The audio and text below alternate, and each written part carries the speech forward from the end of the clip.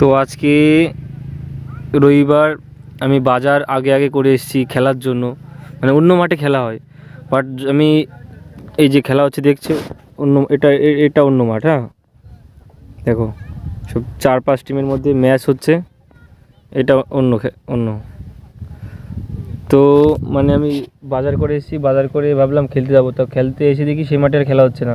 তারপরে ভাবলাম একটু মানে গ্রাম ঘুরে আসি, সেই গ্রাম ঘুরতে ঘুরতে দেখছি আজকে যে খেলা হচ্ছে, দেখো ম্যাচ। তো এরা মারাঠিতে কথা বলছে, তো যাই হোক কিছু বুঝতে পারছি না। যাই হোক ক্রিকেট খেলা, তো ক্রিকেট খেলাটা তো বুঝি, সেই হিসেবেই। তো এক ম্যাচ হয়ে গেল, তারপর ওদের মধ্যে ডিসকাস হচ্ছে কি কোনো ব্যাপার নিয়ে, যাই হোক। তো এটুকুই, মজা নাও ক্রিকেটের।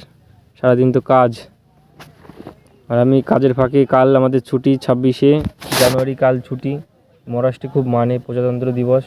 তো কালকেও দেখা যাক, একটা ঘোরার প্ল্যান নিয়েছি, কোন দিকে যাওয়া যায়।